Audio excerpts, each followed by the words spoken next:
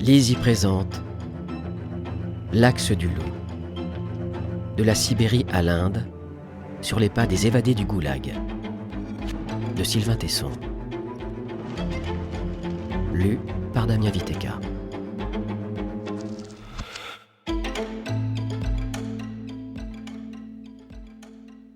À Priscilla Telmont. En voyage, on devrait fermer les yeux. Blaise Cendrars.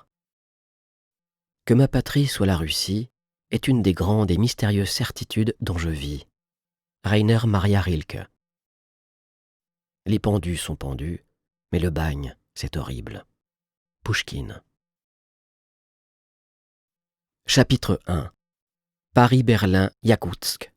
Mai. C'est triste un train qui part pour Berlin, surtout quand on est dedans. J'ai quitté mon appartement parisien tout à l'heure. J'ai gagné la gare du Nord en métro. Je trouvais ça chic de prendre le métro pour aller en Sibérie. Le guichetier, à qui j'ai demandé un aller simple en première classe pour la gare du Nord, m'a répondu qu'on n'était pas il y a 100 ans, et j'ai pensé que j'aurais bien aimé. Quelques amis sont là, sur le quai. Je leur crie avec une voix de soldat des années 1940 qui pense être de retour dans 3 semaines. « Ich fahre nach Berlin !» Personne ne trouve ça drôle. Le train de l'Allemagne s'ébranle. Je m'allonge sur ma couchette.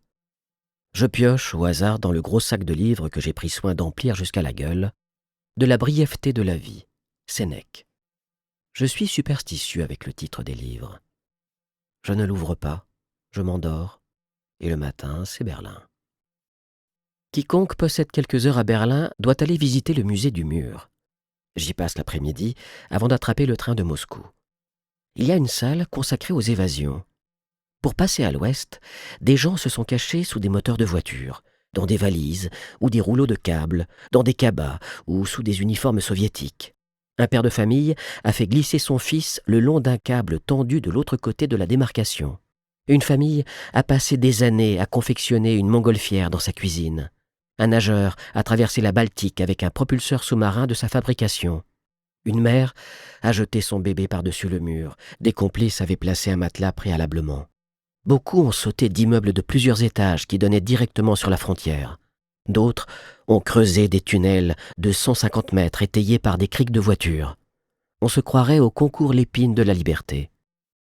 L'évasion est source d'ingéniosité, dit d'ailleurs la pancarte à l'entrée des salles d'exposition. Assez souvent, ces évasions, bricolées dans les arrière-cuisines des appartements communautaires de Berlin-Est, réussissaient. Alors, quelques heureux fugitifs triomphaient de l'obsession des commissaires de l'Est à traiter les peuples comme des canaris, à leur confectionner des cages. Le train marche à présent vers la Pologne, puis traverse la Biélorussie et la Russie occidentale. Même plaine et même nuit de part et d'autre des frontières. Seul change l'aigle qui frappe les insignes des douaniers. Il n'a qu'une tête chez les Allemands, une seule chez les Polonais, mais 2 chez les Russes. Tant de sang depuis tant de siècles sur les landes de Mazurie et de Silésie pour débrouiller cette question de savoir quel était celui de ces rapaces qui devait contrôler la Pologne.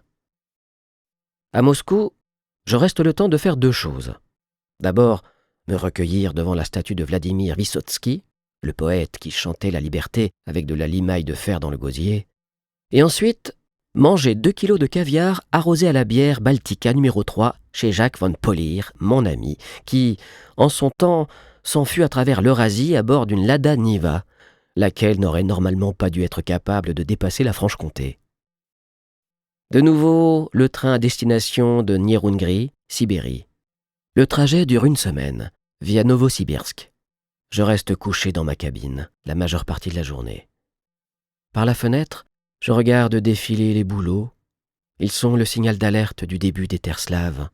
Un boulot en cache toujours un autre, et ce drôle de petit jeu se prolonge jusqu'au Pacifique.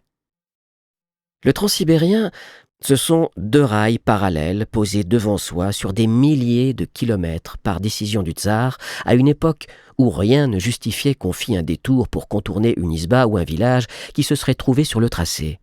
Donc, ça va tout droit. La plaine passe et chaque minute est fidèle à la précédente.